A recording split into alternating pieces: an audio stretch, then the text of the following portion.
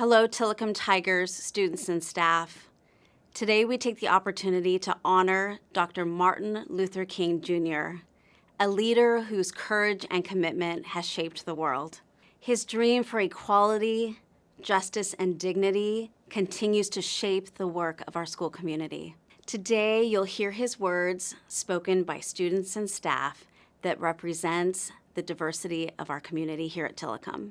As you watch, think about how his dream connects to your life and the way we care about one another.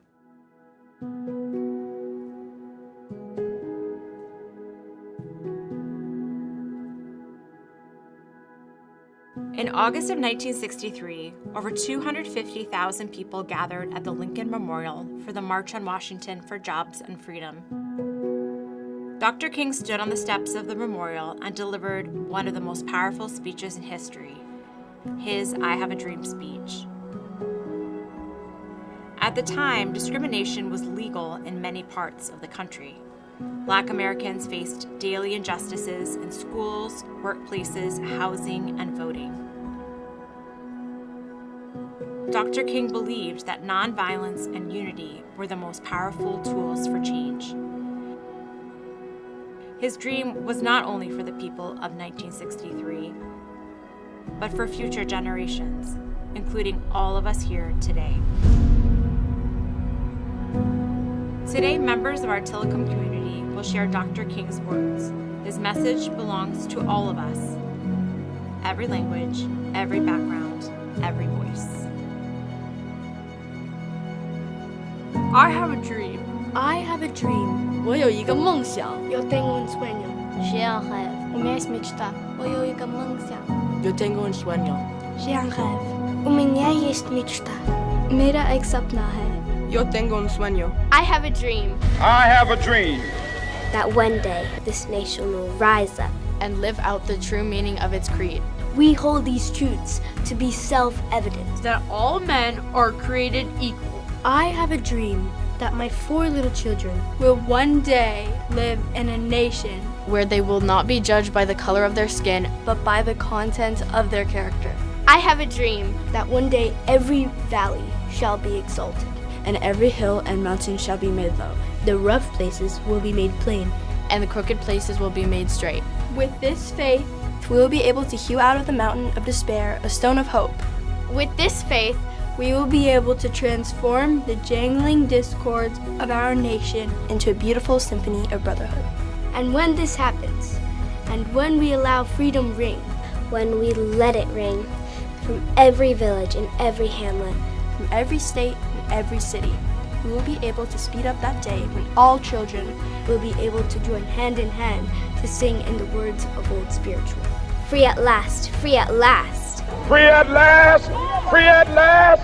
Thank God Almighty, we are free at last. King's dream wasn't only about a moment in 1963. It is about us now, in this school, in this world, in every language we speak and every identity we hold. Our choices and our voices shape the way Tillicum feels for every student. You are the voice of this school. You create the culture. You build the belonging. So today, we honor Dr. King by looking at how we turn dreams into action right here, right now.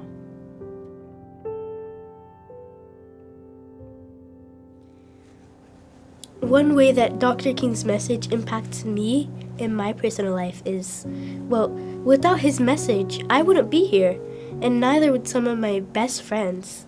And really, that makes me sad.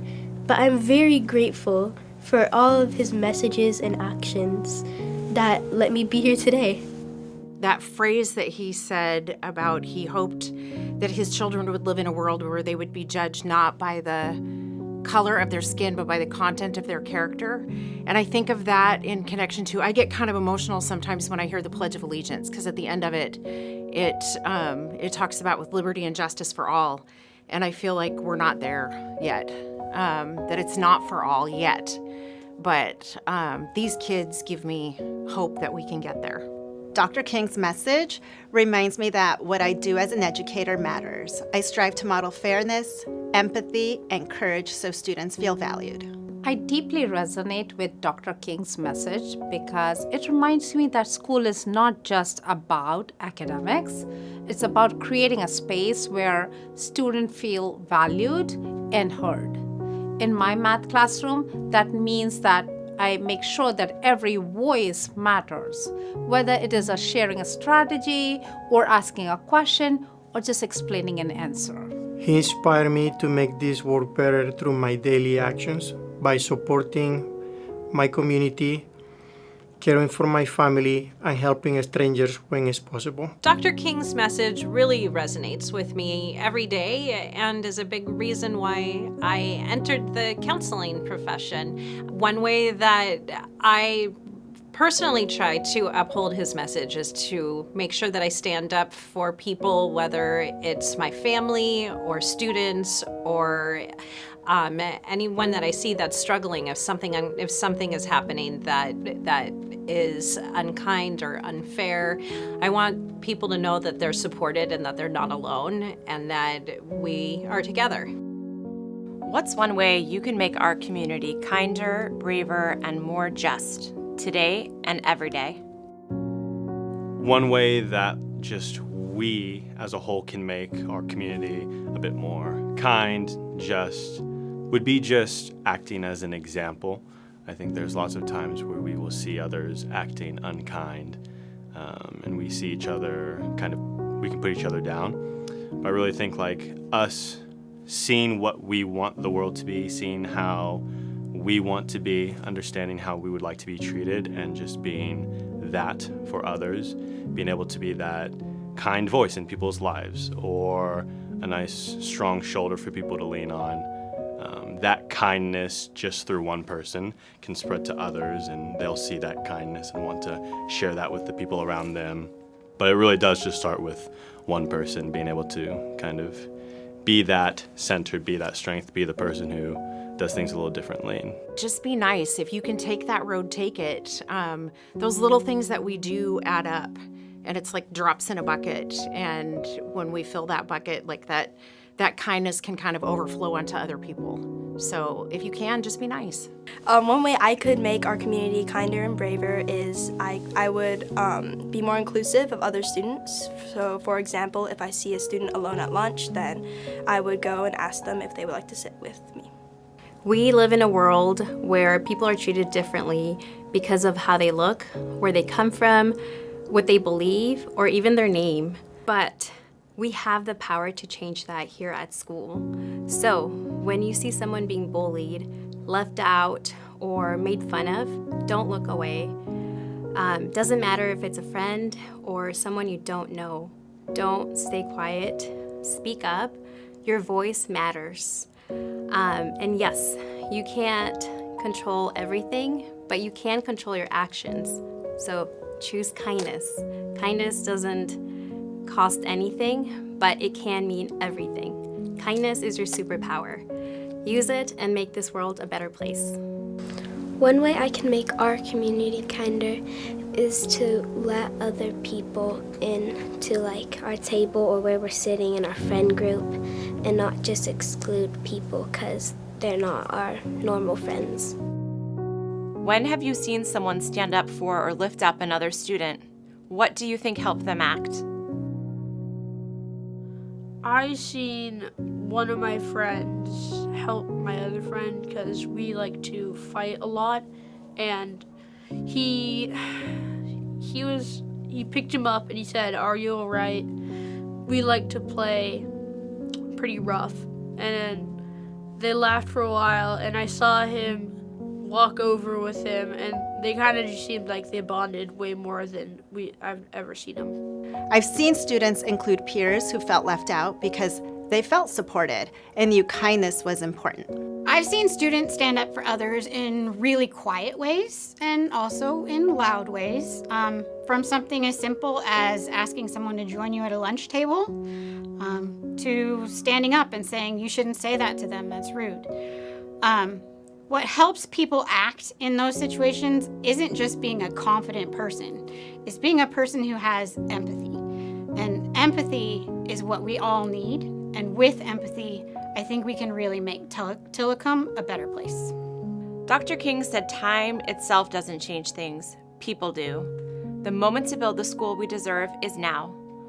What would that Tillicum of the future look like? What is one small way you can contribute to building a Tillicum where everyone belongs? The Tillicum of the future is a place where people feel accepted, they feel welcome, we include them. We never know what people are carrying with them, but by being friendly and reaching out to others and just being aware of the people around us, that respect can bring a lot to a future Tillicum. And let's do it now. Let's not do this in the future. My hope for the future of Tillicum is that everyone here, teacher, student, cafeteria staff, custodial staff, feels like they matter, where mistakes aren't a problem. Mistakes are just part of learning. And the differences that we have amongst ourselves are respected instead of judged. It's not perfect, but it's caring. One small way we can build that today is by noticing each other. Address someone by name, ask someone to join you, have some patience. Even if it's a little bit hard for you, push yourself that extra little bit, and it'll eventually just kind of come out easy. It'll just be something you do. The Tillicum of the future looks like a place where everyone feels like they're included, like they're represented, where different cultures are appreciated, where people are curious instead of judgmental.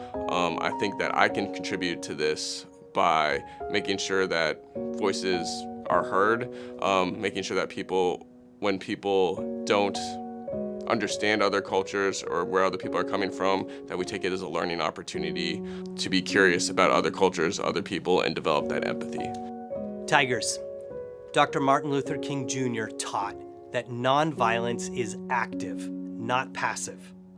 Think about that for a moment.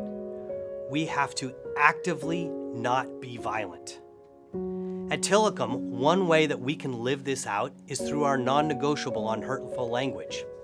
Specifically, it says this: I do not tolerate harmful or derogatory language.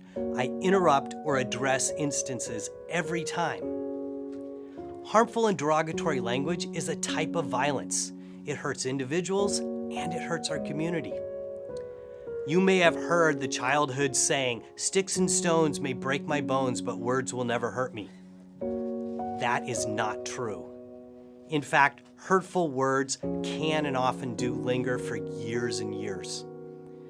You know, as the principal, an important part of my job is keeping students physically and emotionally safe. So I get a lot of practice interrupting hurtful language. But there's only one of me, and there's 700 of you. So you can do it too. Making the move from passive bystander to active upstander takes a little bit of courage, but it's actually not that difficult. And to help you out, I talked to some middle schoolers and they gave me some phrases that even you can use to interrupt harmful language. They're as simple as, "What did you just say?" Or, "Dude, not cool." Or, "That's messed up, bro." I challenge you to try some of these out next time you hear harmful language in the hallway or the lunchroom. Dr. King also famously said, "The time is always right to do what is right. So don't wait. Make the right choice today." As you return to classes, Tigers, think about one or more ways that you can make our community kinder, braver, and more just today and every day.